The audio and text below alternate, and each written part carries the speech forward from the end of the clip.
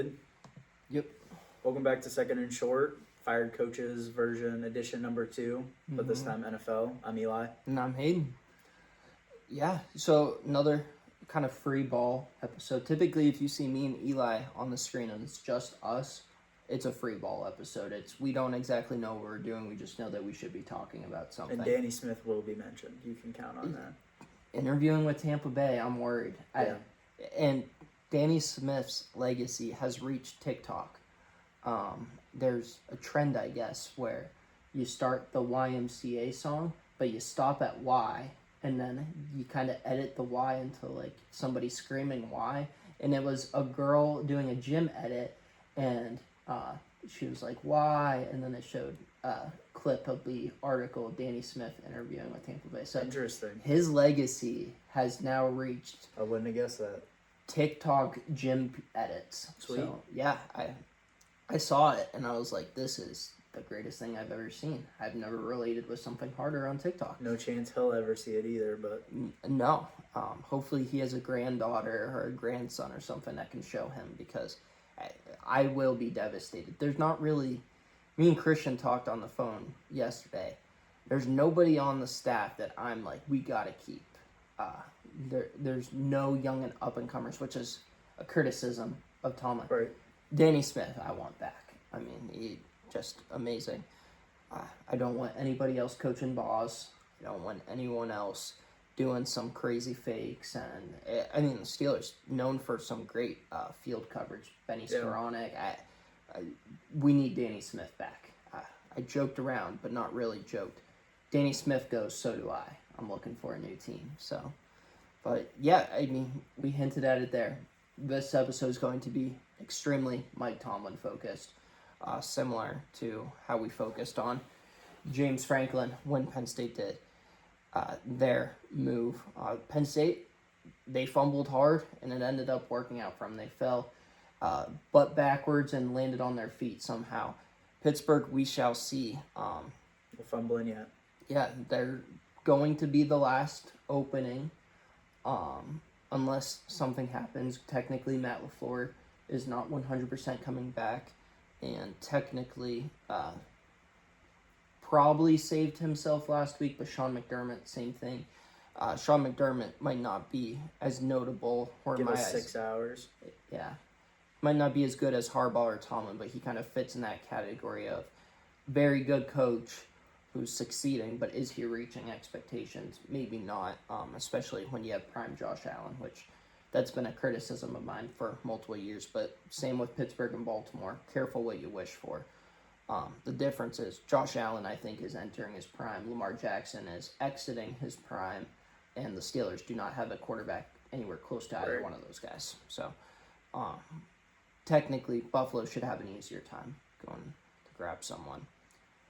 You have a list of candidates for Pittsburgh, and at least to start off, we're kind of just going to go through those names, going to tell you what I think, what I've heard from other Steelers fans. So my thought was I'll switch back and forth between offensive and defensive guys, but so that we don't just get into like an offensive defensive discussion, before I get into candidates, I'll still bring up both sides, but what is your idea now? Steelers obviously usually go the defensive route. They've had defense. Their defense has been known to be one of the best in the league.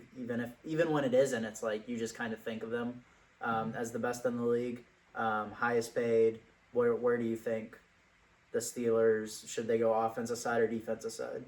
Well, obviously it depends on the guy, but let's talk about that history a little bit, because you're right. The Steelers are synonymous with good defenses, even when I, as a Steelers fan, will argue it's not that good of a defense. They're typically always opportunistic. They're going to get the splash plays are there, which we saw this year. The Steelers won a couple games. Even against Houston, by having 6 takeaways. Yeah, exactly. The problem is it is not a good defense. They are paid like a historic defense, and they have not once been a historic defense, probably since the 2010 season, where that defense was incredible. They fell just a little bit short to Aaron Rodgers. You mentioned the Steelers. They have a history of going defense. I think that history is interesting here because trends are definitely something real. Most teams, when they fire a coach, they find somebody the opposite. If you have an old school defensive minded guy, you're going to go for the young, hot offensive up and comer. The Steelers, they have not done that. The last 4 coaches have been 38 years old, and they've been defensive minded. Now, those 4 coaches, though, date back to the early 60s.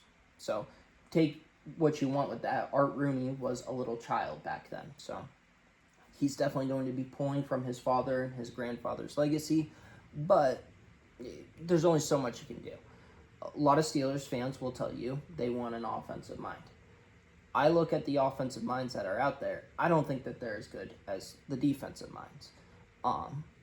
To be fair, Mike Tomlin was not necessarily a known commodity. The Steelers were about to hire their offensive line coach at the time, Russ Grimm. They interviewed Mike Tomlin due to the Rooney Rule, and they liked him. Tomlin got the job. That clearly worked out for them. You can't say otherwise. Tomlin has almost 200 wins, 2 Super Bowl appearances, and 1 Super Bowl win. As we continue on, and I promise I'll No, I think this is circle good. back. I think the more of this, the better. Yeah, so that is part of it. Mike Tomlin is a defensive mind, and I do think that Mike Tomlin is largely responsible for the defense ever since Dick LeBeau left. But when Tomlin got the job, he inherited Dick LeBeau. So despite being a defensive mind who had run a 4-3 scheme a majority of his career, his one season as DC in Minnesota, and then he comes from the Tony Dungy, John Gruden kind of pipeline in Tampa, the Tampa 2, the Monty Kiffins of the world. That was a 4-3 defense.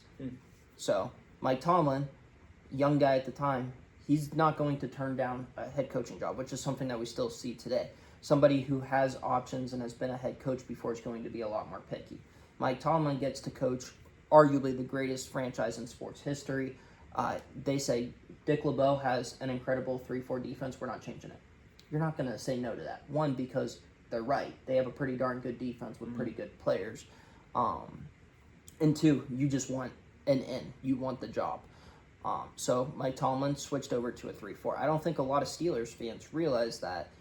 Clearly, Dick LeBeau has been gone since 2013, 2014, and the Steelers have stayed in the 3-4 scheme. Now, it's not as simple as just switching. Is TJ Watt capable of being a 4-3 defensive end? Probably. I mean, he's TJ Watt. He's one of the greatest of all time, but his physique does not necessarily match that of someone. You have to change pretty much everything in your front 7 if you're going to change that scheme. It's not as simple as Madden where you're like, all right, I'm going to move the outside linebackers to defensive end and I'm moving the D ends to D tackles. It's not that simple despite what people think. So my thing is, if Tomlin does get back into coaching, which I'm not so sure he is, I think that he's going to enjoy retirement and enjoy making twice as much money for half the work. I'm going to be interested to see if he goes to a 4-3 or not. The defensive candidates that you're about to list, a lot of them are 4-3. So when you bring in a new head coach, there's going to be changes to the roster regardless. Christian was very adamant yesterday, I don't want to change the roster. I think we're close. I think that's naive because there's going to be changes regardless. The Steelers aren't necessarily going to be that complete tear-down rebuild team, but there are going to be changes. Cam Hayward, he is going to seriously consider retirement. If he does come back, he is going to want a raise because despite 3.5 sacks, he was still incredible. Almost getting 100 tackles every season as an interior D lineman is ridiculous. But the front 7 outside of him is probably unchangeable, right? I mean, he's a big piece. But Derek Harmon started to come on when he was healthy. Keanu Benton improved a lot as a pass rusher. I still think that he leaves some to be desired as a run stopper. The outside linebackers are really interesting because from an objective cog in the machine standpoint, TJ Watt is not warranting 40 it's like plus million per year. all 3 or 4 of them just make splash play. Like Jack Sawyer had 2 picks this year. Alex Highsmith had his best season as a pro. I am not a huge Alex Highsmith guy. I've been pretty adamant. Let's trade him because a good edge rusher equals a lot of compensation. I think Nick Herbig is an absolute stud. Jack Sawyer really impressed me. I was wrong about him. I thought that he was way too underdeveloped coming out of Ohio State. That's why we saw him fall in the draft. And I don't know if they got him in the weight room or what, but he played very well as a rookie.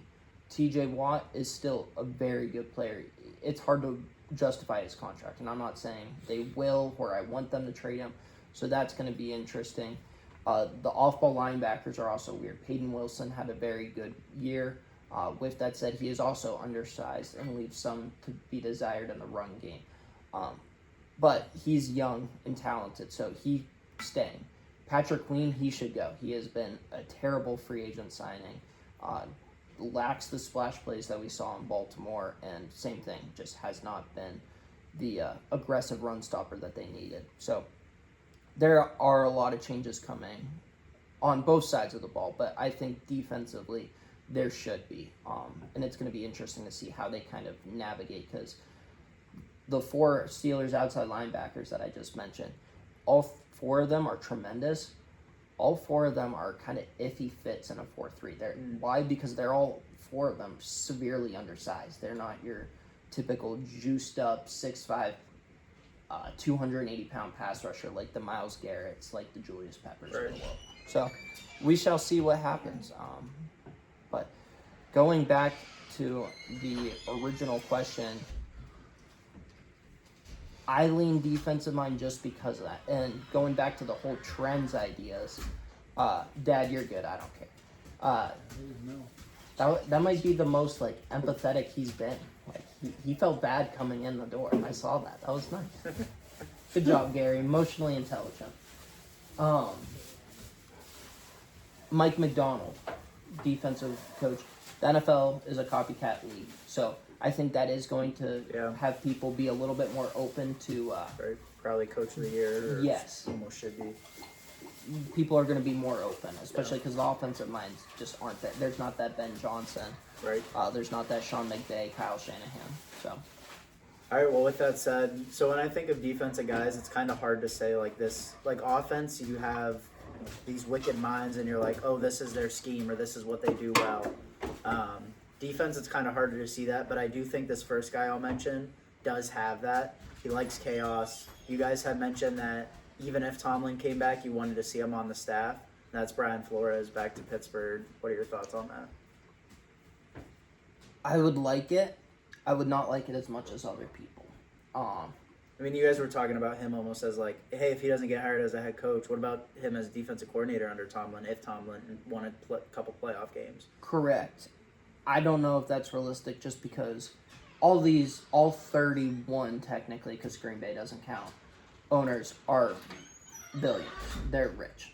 With that said, us as normal middle-class folks do not realize that there is still a discrepancy there. A Stan Kroenke, a Jerry Jones, despite how cheap he is, they make more money than that of a Art Rooney Jr., than that of a Mike Brown. Now, Mike Brown is just straight up cheap. He doesn't spend the money that he does have, but there's a discrepancy there. There's no salary cap on coaches. So David Tepper for the Panthers, to show kind of how much money he had, he built this all-star coaching staff. They brought Jim Caldwell out of retirement. They brought Dom Capers out of retirement. They hired Josh McCown. They hired Thomas Brown. They had all these guys. That's not normal to have that kind of all-star coaching staff. And then to kind of just really push the point through, he fired all of them before the year was even done. So he hired an all-star coaching staff and then bought all of them out before their first season was even done. I don't think that the Steelers have the money or the will to spend that money to hire an all-star supporting staff. I think that they can get a decent name or two. Brian Flores is going to be demanding top dollar. If they hired him as a head coach, would I be disappointed? No. With that said, I would be skeptical. And you'd be staring at who's the next OC. Correct. To be fair, though, going just to kind of play devil's advocate to myself, I do want a defensive coach. That's less because I want a defensive coach and more because I look at the available crop Yeah. of talent, and I like the defensive guys more. I don't think that he offers a fresh new face. I want somebody, and going back to our trends, which take them with a grain of salt, because how much going back the 50 years that there's only been 3 guys, does that really work? The Steelers do not hire somebody with previous head coaching experience.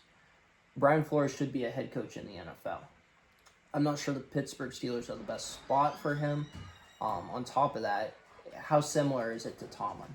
Because he's a little bit more hard-nosed than Tomlin, but also there's still some roots there. And I don't think a Belichickian, Mike Tomlin kind of roots guy is necessarily the best fit. Continuing to play devil's advocate, he's been with Kevin O'Connell, who is kind of the opposite of that. Right. Very much more player-friendly. And So, offensive. Would I be mad? No, there are certainly people I would prefer more and prefer least than Brian Flores. Let's go with another defensive guy. To that point of there being more defensive guys than offensive, maybe we'll do 2 than 1. Jesse Minter, under your guy in LA, younger guy. I think a little bit different energy than like a Flores or Tomlin, but still defensive minded. Definitely higher up on my list than Flores. That one's also kind of interesting because I think that they're a little bit more versatile regarding a 3-4 versus a 4-3. Funny enough, former Steeler Bud Dupree has been their kind of situational pass rusher. So that one I would like just from a continuity standpoint, which, once again, you can make the argument continuity is the problem. But I think the personality would be very fresh. He kind of has almost that Jim Harbaugh, Dan Lanning feel to him. Like he's going to speak, he's going to be Ben Johnson, I guess, for the NFL standards, which I kind of like that out of a head coach and a quarterback. I want somebody with a little bit of fire. The offensive staff-wise, I would be very concerned because technically Jim Harbaugh is an offensive guy. With that said, Jim Harbaugh is not a true offensive mind. He's really more of the CEO, game manager type, similar to that of a Dan Campbell, where technically their background is the offensive side of the football. But Right, you don't think of them as like a crazy X's yeah, and O's they're not the McVay Shanahan tree. Yep. I would say, kind of just spitballing, Minter would probably be my number 2 guy on the list. With all these coordinators, you never know if they're going to be just meant to be a great coordinator and shouldn't be a head coach. There's only one way to find that out, by them getting a head coaching opportunity. And then even after that, if you fail your first head coaching opportunity, there's a chance that the second time works out well. I got in an argument actually recently with people saying recycled coaches are awful. I don't think he realized Mike Shanahan was a recycled coach. Pete Carroll was a recycled coach. Bill Belichick was a recycled coach. Gary Kubiak was a recycled coach. All those guys are Super Bowl winners, and a large portion of them are. Even someone like Vrabes now is like technically Yeah, a so coach. that I hate saying this about people. Guy didn't know ball. Yeah. But Jesse Minter, I would say he's probably number 2 on my list. He would be, he would excite me. With that said, I would still be skeptical. Before we probably get to your number 1, flip to the offensive side of the ball, unless your number 1 is an offensive guy, but I'm guessing it's a He's defensive not, guy. no, yeah. Nate Scheelhaus from the Rams, we talked about the McVay tree. He'd be a guy that I think would really energize and excite Steeler fans just because of that McVay style. Going from an LA to a Pittsburgh, as he's a passing game coordinator currently for the Rams, would be a little interesting. But he is a name that, when looking up, Steelers list, was popping up more than I thought he would be. Mm-hmm. Somebody that, if I'm being frank, I did not know of. I didn't know he existed until Mike Tomlin resigned and we started to see all the reports. You talked about Brian Flores. Even if he doesn't come back to Pittsburgh as the HC, what if he comes back as the DC? Scheelhaus, I think, kind of teasing who my number 1 guy is and who I believe at this point the betting favorites are. He is a candidate, I think, to be the OC if the guy we're about to talk about ends up being the head coach. On the off chance that he just straight up gets the head coaching spot, this would be the most Steeler hire of all time. A relative unknown. Like gives very similar vibes to that when Mike Tomlin came to town. Gonna be interesting. It's a high risk, high reward bringing him on the staff at all. If you bring him on, you're hoping that the offense is the best it's been since the Killer Bees. If that's the case, he's probably going to move on and be a head coach elsewhere. That's a good problem to have. I think too often teams are worried about that. Like, we need to hire an offensive-minded head coach because we don't have to worry about them getting poached and not having continuity with our quarterback. There's always going to be that. Look at Josh McDaniels. He's been a head coach twice. There is still concern about him being poached for a third head coaching opportunity because he is just that good of an offensive mind. And that's a good problem to have. Sorry, the Pats are the number one Yeah, seed in the like, AFC. That's going to happen, and if that happens, that's a better problem than having a crappy Number 2 offense seed, and sorry. recycling. I said number 1 seed, number 2 seed, sorry. There's a half game difference. You're good. The Texans, for instance, Bobby Slowick was one of the top offensive minds. He's being talked about right up there with Ben Johnson. He ends up doing awful. He gets fired. Now he's like a pass game coordinator for Miami this past year. That's a good problem to have. On the off chance that the Steelers offense were to get things turned around under Shieldhouse, well then guess what? You're getting a third round comp pick because he's a minority. Wait, something the Steelers have not been able to take advantage of, and you can love or hate the rule all you want. It has truly benefited a team like the 49ers. Why? Because their coordinators are constantly getting poached for head coaching jobs, and the Niners largely are still a top 4 team each and every year. Robert Saleh, they got a third round pick for him. Mike McDaniel's half black, they got a third round pick for him.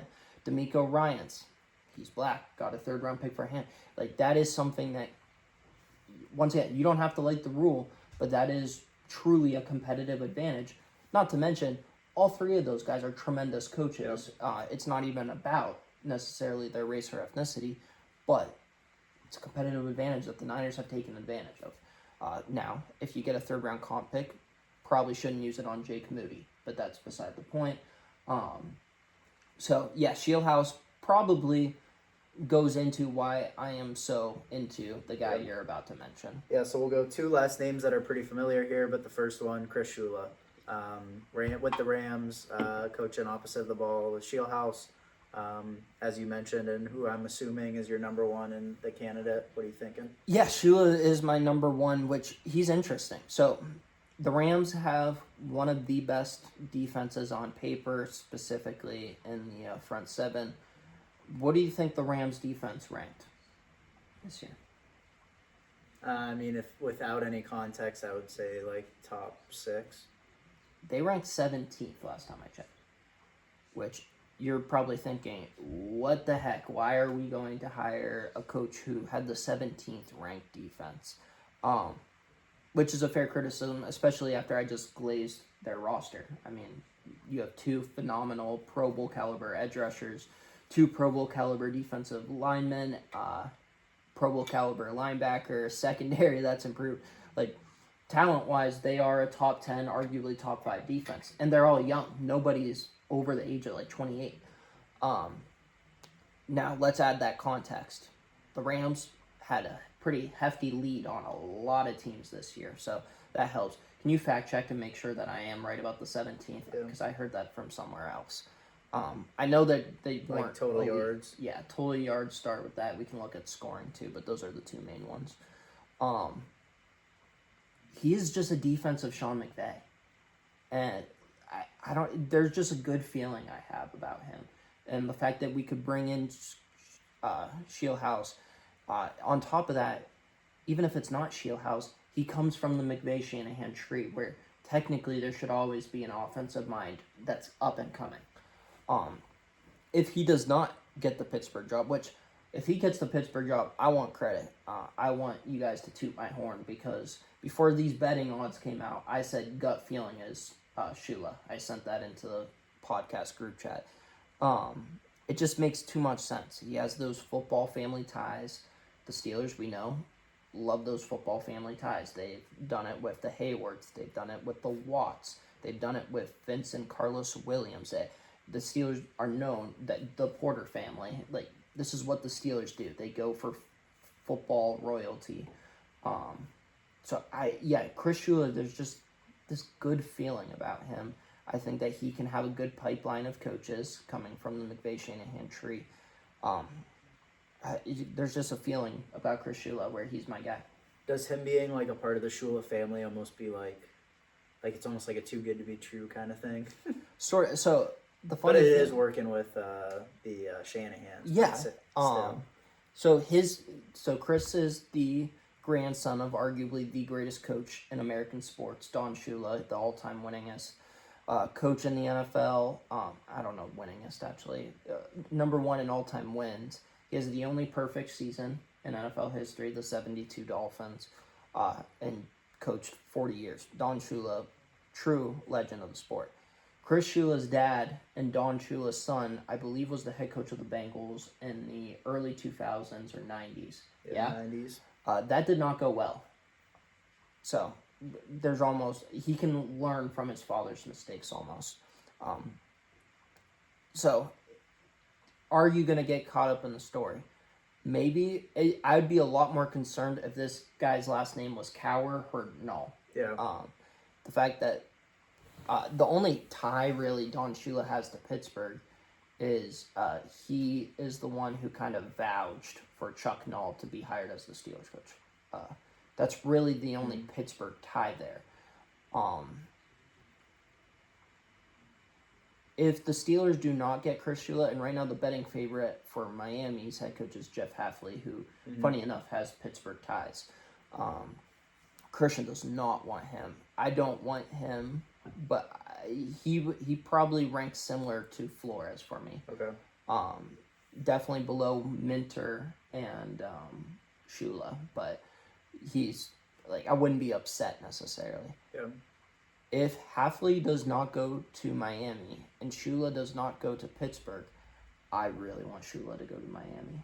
That'd be that'd be awesome. cool. But that's where, But as an outside fan, that's where you Yeah. romanticizing Right. it. But also, I don't care if I'm romanticizing it because Right. I'm not a You're a Dolphins fan. Dolphin, Yeah. and it'd still be cool if you're a Dolphins fan. It's just kind of like is this It's similar to when Kenny Pickett got drafted by the Steelers. Yeah. I will forever have this etched in my mind. You and I are walking by Newhouse at Syracuse University, and you're like, dude, you should want it to happen. He's going to be good. The Steelers aren't going to draft a bad quarterback. Right. And I'm like, yeah, but what if it just tarnishes his legacy? I don't want to think differently about him. Which, I said this on the phone with Christian. But where the Steelers are at quarterback, and I said this last season too. Yeah. Gave up on him too early. Yeah, I'm not saying that he was the answer, but what would have been different from keeping him and developing him with a real offensive coordinator? Because I don't love Arthur Smith, but compared to Matt Canada, he's a Shanahan. I digress. We're not here to talk about Kenny Pickett, but Why not? yeah, there's that. You can't tell me that there would have been that much difference. There's still going to be a 10-7 team. He would have gotten better. Is there still a relatively low ceiling for a first round quarterback? Yeah, but whatever. Yeah. So you mentioned a couple of defensive guys there. We'll, as I was saying, we'll go to another guy that has another well-known last name in Clay Kubiak. He's with San Fran currently. Really young guy. He's only been there for a few years. But similar to the draw of Shieldhouse, it's like McVay, Shanahan. Mhm. Everybody's trying to get one. How do you feel about Clay Kubiak? Where would you compare him? I know you're mainly defensive, but where would you even compare him to Shieldhouse? Probably above Shieldhouse. That might be unfair because of the last name. I saw somebody say, let's get real freaky in the Steelers-Ravens rivalry, and Clint Kubiak, who is the Kubiak that we should be paying attention to getting a head coaching job, the Seahawks OC, he goes to one place, and then Clay, who's a little bit more of a dark horse just because he's working under Shanahan. He's not the head honcho. He goes to the other one, and that's Kubiak Brothers, which would be electric. For both of the Kubiaks, I would lean Clint probably just because, like I said, Is there a reason I haven't seen him on as many lists for the Steelers specifically? Is it because he's going to get nabbed somewhere else? Yeah, I don't know because if there's, in terms of the young, hot offensive minds, it's probably him or Joe Brady this cycle. Yeah. Which I think both are deserving of a head coaching spot. but neither one of them carries the aura of Ben Johnson, partially because, I mean, Joe Brady has done some pretty good things, but he's done it with Josh Allen. So how much of that is Josh Allen? How much of that is, I feel good about it. I think that they're high risk, high reward. I think Clint's more ready than Clay. I think Clay could do it at some point. It would be interesting. That's quite the launching pad, going from being the number 2 man on offense to being the head coach of maybe the most iconic franchise in professional sports. Mm-hmm. And I know I'm a Steelers fan saying that, but I don't think that that's that crazy to say. But you can make the same argument going back to Shieldhouse. Shieldhouse is the number 2 offensive mind behind a genius, playing with elite players specifically at the quarterback position. That's kind of like I said, high risk, high reward. Right. Could it work out? Yes, but that's something where it would be very warranted and understandable for him to be in over his head right away. Yeah.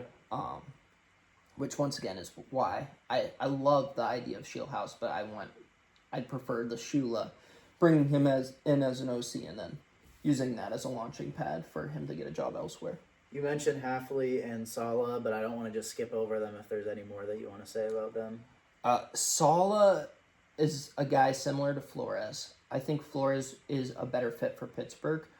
Robert Saleh is tremendous.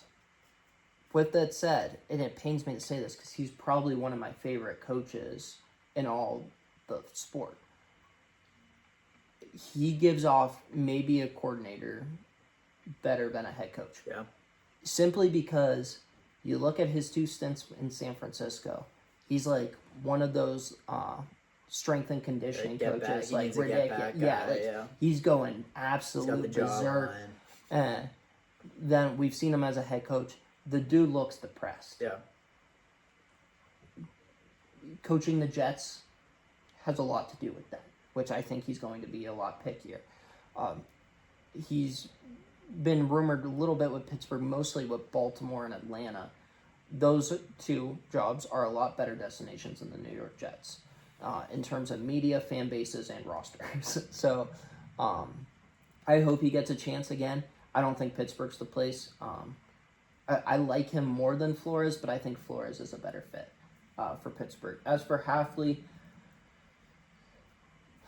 it's interesting because him and LaFleur are taking it on the chin right now for having that meltdown against Chicago. I was pretty heavy on Green Bay this year, as you know, before and after the Parsons injury, to be fair. He didn't have his best player.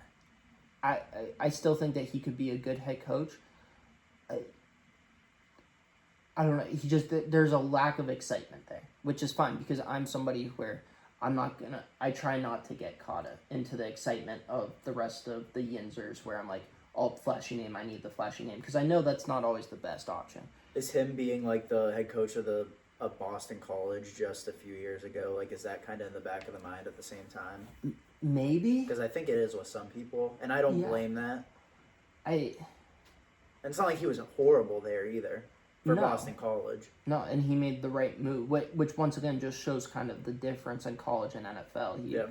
Left the head coach. One of the worst Power 4 schools. He's the head coach there, and he did well with what expectations were. Right. But now he's rightfully, I can say that even if I don't necessarily want him to be my head coach, he's rightfully in the mix for head coaching jobs where there's only 32 of them. And as Coach Tomlin said, this is one of the truer statements, it is easier to become a U.S. senator or a U.S. governor than it is to be an NFL head coach, which is why you see these guys, especially if they haven't had the chance before, they're willing to take any job. They're willing to go to Cleveland. They're willing to go to Vegas. They're willing to go to New York. Joe Brady, offensive coordinator of the Panthers. Yeah, there's a reason why. There you go. Let's double it down. It's easier to be an offensive coordinator or a defensive coordinator than it is to be, or easier to be a senator than it is to be an offensive coordinator, defensive coordinator. So, does it excite me? No. Would I be mad? I would try not to be, but yeah, right now, the three guys who excite me. Shula, number one. And I don't even really know if one edges out the other. I feel like Minter maybe edges out just because I think that's more realistic. And then Freeman, number three, which I don't think Freeman's coming, but Pittsburgh has a true infatuation with him. They haven't even met with him as far as we know, but also, who knows? Maybe they're doing some under-the-table stuff because you can't look past Notre Dame not having a single transfer signing. Like, that is... They have a few now. They do have a few. Yeah, they had a couple good ones come in.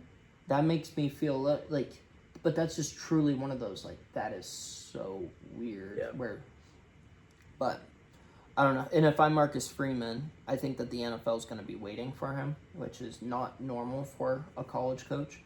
Where the only two jobs where I would leave would be Pittsburgh or Baltimore, because those are two well-ran organizations where you're going to have a job for a decade. Other than that, I wouldn't leave yet from Notre Dame. We shall see. That could change by next season, even. But C.J. Carr, you have a true NFL arm in the backfield, which something Notre Dame really hasn't said. Riley Leonard and Sam Hartman, they were both late-round draft picks, but neither one of those guys has the NFL arm of C.J. Carr. So I wouldn't leave yet unless Pittsburgh or Baltimore was truly going to give me some money, because those two spots are pretty much as safe as you can get in the NFL. So outside of Freeman, I have a couple of defensive coordinators left, but I want to lump two guys together just to get your initial thoughts, and that's Mike McDaniel and Kevin Stefanski. Two guys who, going back to what we said, it's easier to run for public office in the greatest country in the world than it is to get one of these jobs.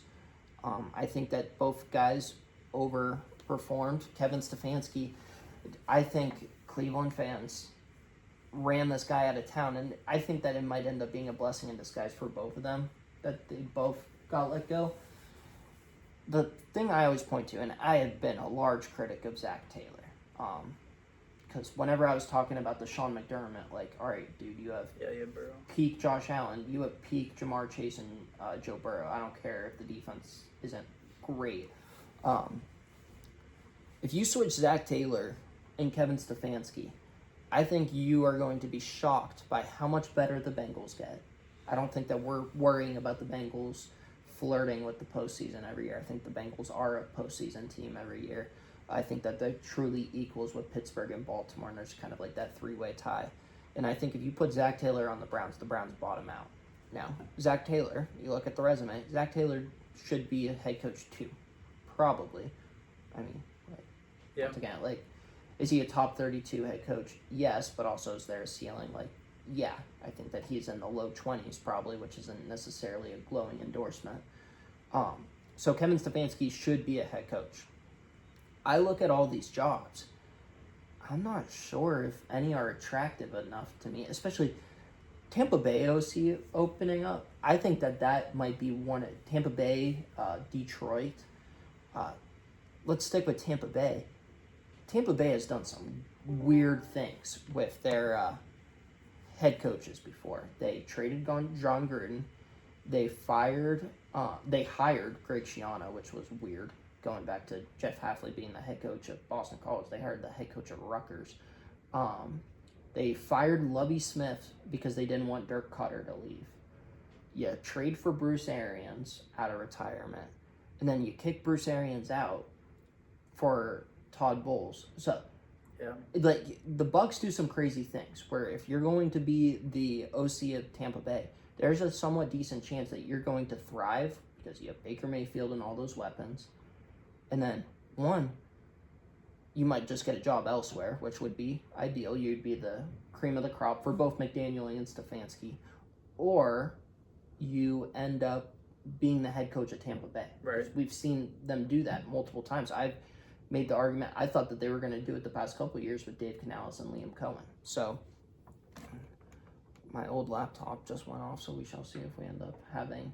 At least we got that. Yeah, we have. Your dad likes Spotify, though, so... Darn. Sorry, Uncle Jason. But, and then so Mike McDaniel, similar to Stefanski, I think a change was warranted and needed. he overperformed with the talent. He was handicapped at quarterback. I think Tua was the third most talented quarterback on that roster this year. And the fact that they were in playoff contention for a while, and then even beside the quarterback, it just wasn't that good of a team. Yeah. Tyreek Hill going down, you lose your best player. Yeah, they kind of. I mean, they had a better year than I thought they would. I They thought- still won some. What they go like 6-11 or something? Like 7-10. Yeah, that's solid. Not without Tyreek Hill, and like I said, I think Starting Quinn the last couple of Yeah. games. which I think was an upgrade. But like I was talking to Christian about this yesterday. I truly like going back to like my Madden seasons where I create these alternate realities. I want to see a reality where Zach Wilson is the full-time starter, where you have a true NFL arm back there, and that McDaniel offense. What happens?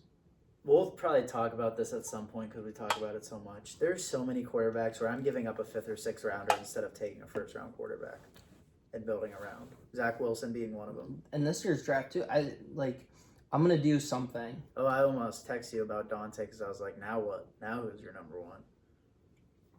I like There's number one for their value, I guess. Like No, we're like 2nd or 3rd. maybe Yeah. later. I mean, from a straight value standpoint, Carson Beck Yeah. should be the answer, just because Carson Beck He'll end up being like a 2nd rounder though. maybe, but I feel better about taking him in the 2nd round than I do Oh, yeah. taking Fernando Yeah, in I'm the taking first. the bag from the Jets just to go down like one spot. So Fernando is the only, I think, lock as a 1st round pick. Ty Simpson, I don't think is there. I also still think there's a chance Ty Simpson comes back to college, but He's like probably getting some nutty offers too. yeah, Miami especially, Tennessee. So Fernando's the only true number one quarterback. I don't know if he's a 1st round talent, and he pretty much unanimously, and granted things can change, he's unanimously going number 1 to Vegas. Yeah. And that's crazy. I think if we go back and look at all the 1st round quarterbacks, he is going to rank very low. As a straight prospect, not personality, but just if we look at on the field, I am taking Shador Sanders over Fernando Mendoza 10 out of 10 times. And I am not, you know me, I like Shador, but I am not a Shador Glazer like Naples. Shador has a better arm and is more athletic than Fernando Mendoza. I don't know. You had me up until you said Shador. You had me with like the 1st round quarterback thing, maybe outside a couple guys. Okay, well let's look past Shador, because I do believe that, but I get it. Shador's Shador controversial kinda, threw figure. me off. Yeah. Jackson Dart, who are you taking over? Jackson Dart or Fernando Mendoza? It's And he's a very likable right. person. If you asked me and- like last year Jackson versus right now Fernando, I might be a toss up, but he had a much better year than I thought he would Yeah, with New York. So Jackson. once again, personality wise, Yeah. it weighs into Hindsight, it. has Jackson. to weigh into it, Yeah. but Jackson, I think, is more. I think he had a better rookie year. If you put Fernando on this year's Giants, Fernando doesn't have as good of a No, year. But yeah. Jackson surprised me. Okay, let's move on. Let's go to the quarterback draft class where we got 5. Caleb Williams, no question, Yeah. Caleb Williams. Drake May, no question, Drake May. Jaden Daniels, no question, Jaden Daniels, right? Yeah, he just got to stay Yeah. healthy. Bo Nix, no question, Bo Nix. Now the 2 that are kind of interesting, Penix. I think that those 2 are actually somewhat comparable. Yeah, Uh, and similar career routes in college too. Honestly, JJ. yeah, JJ is like he was the most born on third base guy ever. So yeah, So you're I'm taking Fernando. Yeah. Okay. I would If still you put take. Fernando on that Michigan team, he is nuts too. You put any quarterback on that Michigan That's team. fair. I'm talking about NFL. Like if I'm Kevin O'Connell, who would I rather have? I would rather have JJ than I would Mendoza. I think JJ's more athletic, and I think he has a more lively arm. Yeah, I'm So- going Fernando there. But that's the kind of the same thing of like I have seen JJ in the NFL too. I don't think Fernando's gonna be that bad. All right, here's one: Quinn Ewers or Fernando Mendoza. I'm taking Quinn Ewers. Yeah, maybe. That's a 7th round pick. Yeah, I just Quinn stuff. Like he's another guy. I'm taking him. I'm trading a Like, 6th or 7th. If Quinn Ewers, and I've said this multiple times, and I feel pretty firmly that it's true, if he declares a year early than what he did, I think he's a first round pick, and I think he goes number 13 to the Raiders instead of Brock Bowers. Or if he stays another year, even transfers, it might be the same thing. It's like just that. I that just wish time that is would have not- happened because having 6 quarterbacks in the top 13 would have been maybe the most insane draft ever. So stupid. But I mean, but look, 4 out of those, Yeah. or 4, yeah, because Caleb, that's a pass. Drake, that's a pass. Bo. Jaden, we think is a pass for now. I mean, I'm not as high on Jaden as other people. Bo is a pass. JJ and Penix, the jury's still out. But both of those guys still have their believers, both in fan bases and in the building itself. Continue CJ Stroud or Mendoza. Stroud, no question, right? Yeah. This one is interesting. Bryce Young. Yeah, I was kind of versus- waiting for. He's another guy. I'm like, last year, I think we talked about it a bunch. I would have traded a 5th rounder for him, 4th rounder for him last year like that. Now he might be even. He might you have to give asked up like me a what his yeah, value is, like and a I would say third. maybe first. Yeah, like that's Yeah. that's cool, but so Just shows how trading for a quarterback is so weird. Because yeah, Sam Darnold with the Jets, right. that was able to garner a mid to early second from Carolina. Mhm. A year later, Baker Mayfield went for a 5th. Yeah. Like I don't get why would you not take a 1st-round quarterback 2 years or same thing with like Kenny Pickett. It's like why not give up a 6th I mean, or the 7th for him? the He was a 1st-round Eagles- pick. He had to be at least have a decent prospect. Eagles gave up a 3rd, and Pittsburgh gave up a 5th in Pickett. I think so. 2-round trade up. Cleveland, I think, gave up a 5th when they traded for him in the offseason, and then I think they got like a 6th or 7th back from Vegas when they traded him again. I just don't get. I think I've talked about it. It's like Indiana is showing the whole portal thing. I just want one GM to be like, just try to get a ton of vets. Yeah. Like just build with vets, see what happens, trade your picks Pickett or Mendoza. today or as a they're both Prospect. going. Prospect. They're both in this draft. Who am I taking first? Because I think it's comparable, because I think both guys are relatively low ceiling guys, but somewhat high floors. Probably Mendoza, just because of the winning aspect. But there's my point. A lot of Steelers fans are critical of that Kevin Colbert draft choice, because who were we competing with? There was not a quarterback taken until 2 rounds later. Yeah. Kenny Pickett went 21st overall. Mendoza's the universal number Right. 1 overall. I'm taking Pickett 21 overall versus Mendoza first, but at 21 overall, I'm probably taking Mendoza over Pickett. As a prospect, neither one of us like him, but as a prospect, I think the answer is clear. Yeah. Anthony Richardson. I'm I'm not saying you have to like him, but who is the better prospect? Mendoza. I've Shut never. Honestly, you Who know is that. the better never. prospect? Mendoza. No, he's not. Anthony Richardson shouldn't have been in the first 3 rounds. Dude, he was not a good quarterback. Anthony Richardson you just brought up Shadur again, basically. Okay, I'm gonna triple down on it. Joe Milton. I mean, he's got a freaking gun, but Mendoza by a mile. No. Dude can just throw it 100 yards, but other than that, it's like he can't throw. What can a mesh Mendoza route. do? He can throw and He is a solid arm. a nice out route. The one concern with Mendoza, the main concern I have with Mendoza is that his receivers make some nutty catches. Like, how much does that... Like, we talk about Ohio State, but then you have, like, Charlie Becker, this white dude that wears number 80, going up and making crazy catches. Mhm. It's not like... You're not going to be like, oh, his receivers are nuts, but Surratt and Becker just go up and make crazy catches. So it's like, maybe those receivers are kind of All right, nutty.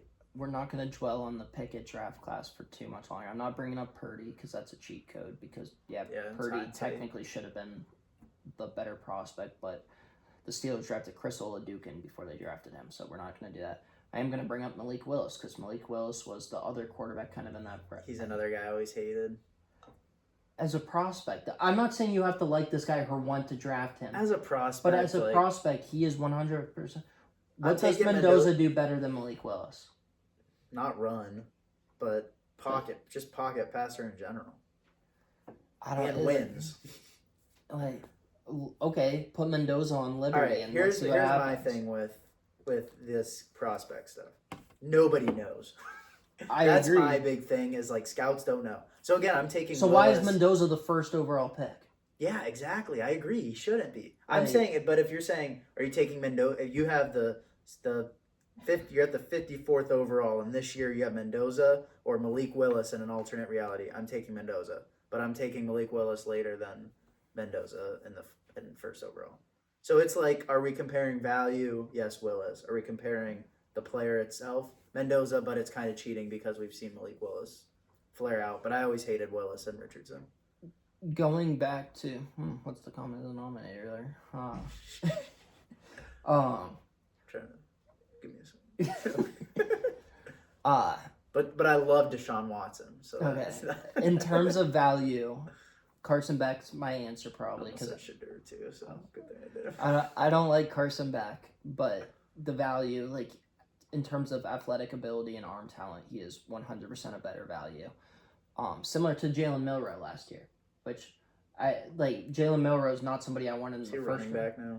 No, he's third string. Was that ever talked about? No. I don't know what I thought. But Jalen Milroe, I think last year had the most talented arm, and he was the best athlete. So throw a good deep ball. Like I would have rather taken a chance on Jalen Milroe, especially in the third round, than draft Jackson Dart, who was my number one quarterback, or Cam Ward in the first. Yeah. So Milroe, I guess, would have been another good comparable. So Beck, Drew Aller, who I don't love either, especially coming off of the injury. How's he going to look? He also is one of the ugliest runners I've ever seen, which is fine. I don't need my quarterback to be a runner, but Drew Aller's value, I think, is worth taking a fifth-round flyer on. And then the guy who is my favorite quarterback, and he was my favorite quarterback coming into this season. I wasn't a huge Drew guy. I didn't think Arch was coming out. I was definitely not a DJ Lagway or Lenora Sellers.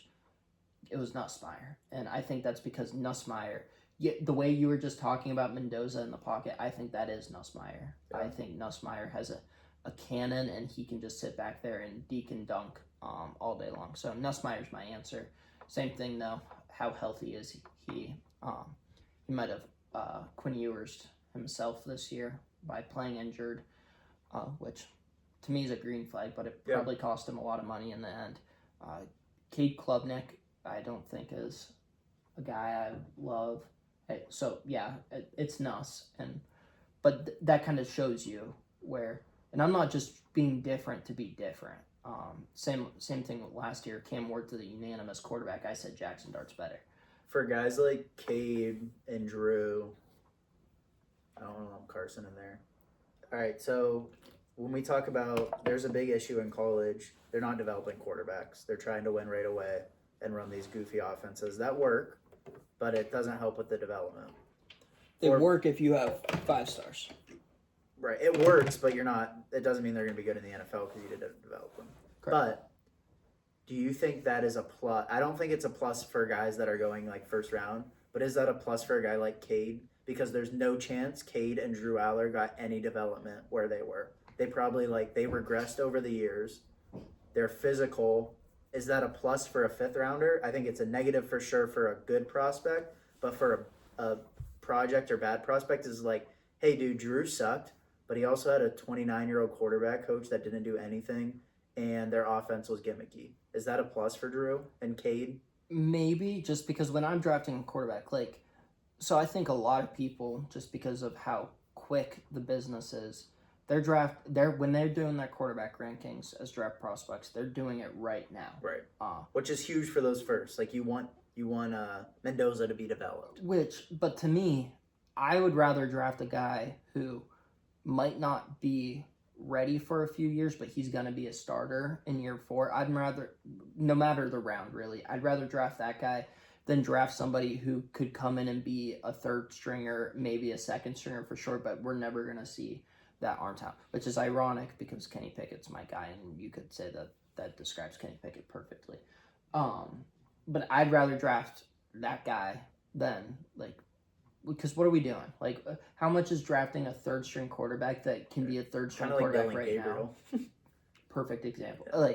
And I like Dylan Gabriel, but similar to Tua, You look at his arm, that is not an NFL arm. It is hilarious that he was drafted even in the same conversation as Jalen Milroe, because you look at him and Jalen Milroe, they're polar opposites. Gabriel played a ton of football. Milroe played a decent amount, honestly, but not a ton.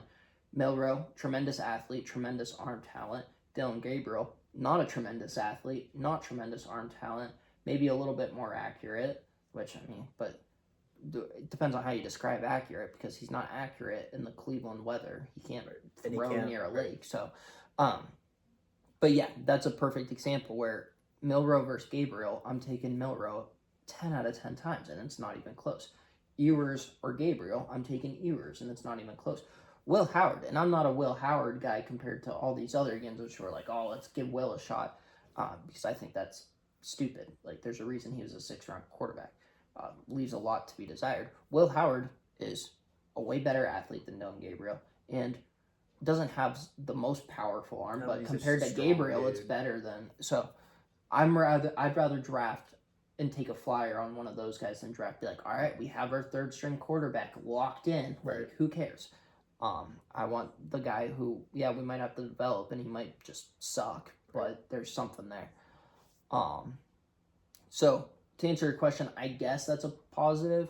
At the same time, nobody's like, you either have it or you don't, which is something, because going off of what you said with the going back to our main conversation where, like, why aren't we taking a flyer on one of these, like, pass down quarterbacks like a Zach Wilson?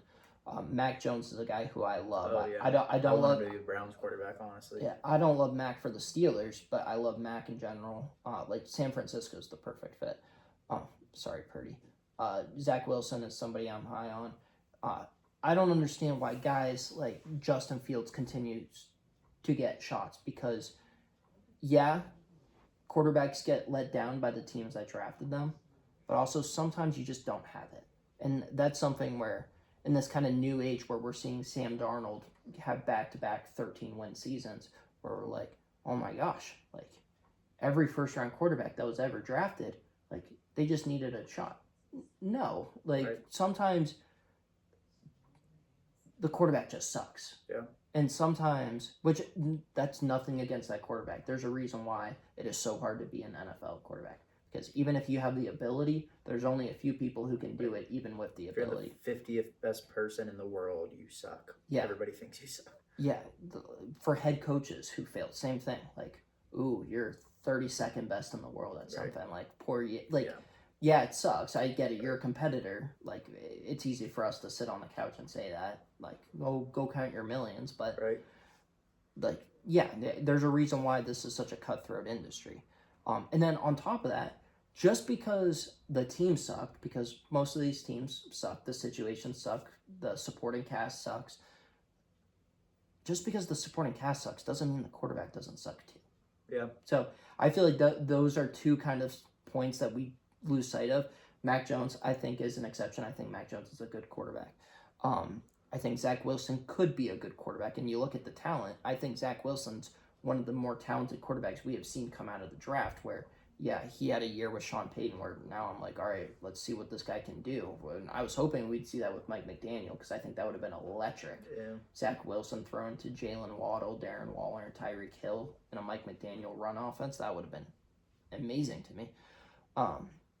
But just because a quarterback flunked out at their first stop doesn't mean that the quarterback is blameless. And even if the supporting cast is to blame, doesn't mean that both can't be true. It's not one or the other necessary. It's not a binary concept. So, but why not take a chance and do it with a 6th and take the 1st overall? Which I'm fine with. Which, right. I think we agree. Especially with Zach Wilson. Because Zach Wilson, that's a hill that I'm willing to die on. I don't understand. He is not as good of an athlete as Justin Fields. Because let's do that. Because we are kind of just doing the 1v1 comps with Mendoza.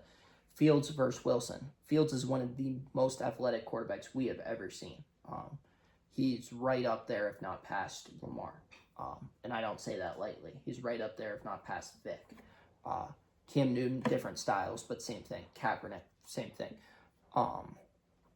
Zach Wilson is still an above-average athlete. If we're talking percentiles, he is within, I would say, the 95th percentile of athletic quarterbacks. He is very mobile. So Justin Fields, one claim to fame.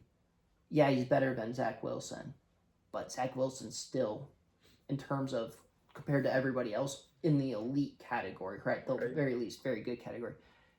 Everything else, Zach Wilson is better at. Yeah. Maybe you can go some intangible stuff.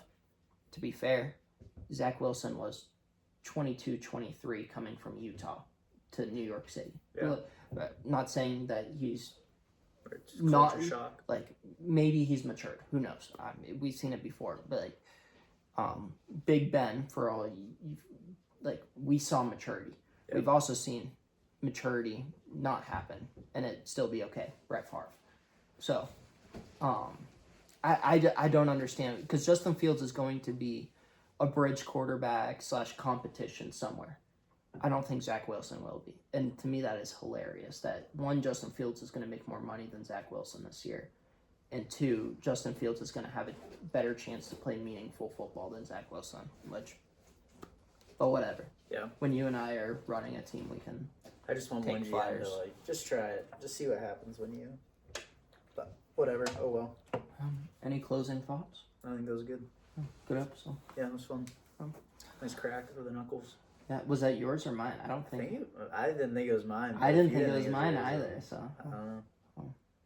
maybe it was my grandma Dolly making a Nice. crack sound in the other room. But Nice. all right, this has been the Second and Short podcast. Planning on seeing you guys Tuesday. We know Josie will have something to say about the Steelers search, and rightfully so. We know Naples will have something to say about something. And we know that we'll know the championship games too. Yeah, we'll have our Final Four. I know, but this is something that I was having fun with Christian and my dad. Who do I want? Who do I think? Yeah, out of your 8, you don't have to rank all 8, but give us the teams that you want versus the teams that you think will. I want Texans versus Bears. I think it will be the Rams versus the Broncos. I want to say The I don't want Broncos, really. I don't want the Bills, but I want to think that it's going to be the Bills. It's just like, as we've talked about, they're not good.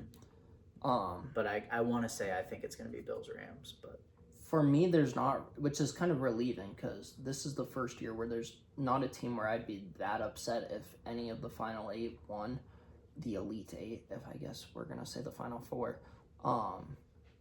Buffalo's probably the one that's closest just because we live near a lot of Bills fans and I'm a huge Josh Allen guy. I'm not a huge Bills guy. I want for them to whatever win, reason. honestly, but I'm not like top. Bear just almost fell. Okay.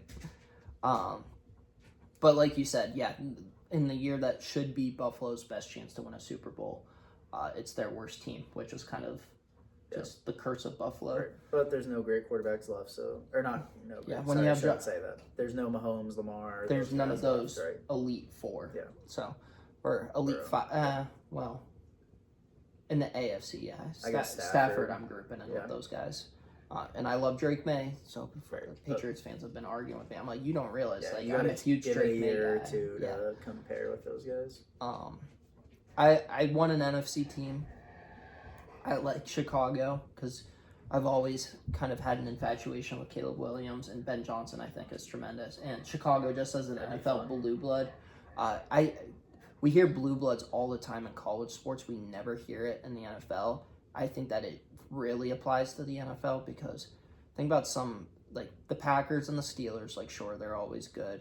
The Patriots, I wouldn't necessarily consider a blue blood because they weren't good until the 90s really, and then Cowboys. weren't elite. Cowboys 3, and then so Steelers, Cowboys, Niners I would say, and then I feel like the 2 that don't get the credit for it just because it's been so long, Chicago and Raiders. I think that those 6, 7. Get bad. Yeah. Does he say it a Oh lot? my gosh. Yeah, those. I actually did a video on the Blue Bloods for NFL, but yeah. So I want the Raiders and the Bears to be good, so that'd be cool. Really, it's an NFC West team that I want though. Whether that be the Niners or the Rams, and I would lean Niners just because Rams have it. Kyle Shanahan, they can get that piggy off their back. So, but yeah, really anybody but Buffalo. Like Houston's defense, I think is electric. Right, first time ever. New England, which truly shows how things have changed. I wouldn't be upset if New England wins a Super Bowl, despite they would have 7. I was gonna ask if that'd be 7. But I didn't care when New England got 6 and tied us, and I don't care now because I am a huge Drake May guy and I'm a huge Vrabel guy. Yeah. So, Denver would be cool. Sean Payton would be the first coach to win 2 Super Bowls. I would say Denver's probably just slightly ahead of Buffalo. Like those are probably the 2 teams that would excite me least.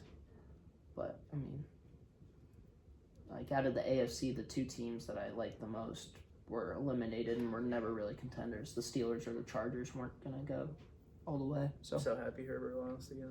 yeah, I know. Never win That a offensive playoff line game. is abysmal. Should never win a playoff game. His defense played incredible. Couldn't even put up more than 3 points. All right, this has been the Second Short Podcast. We'll see you maybe in a few days.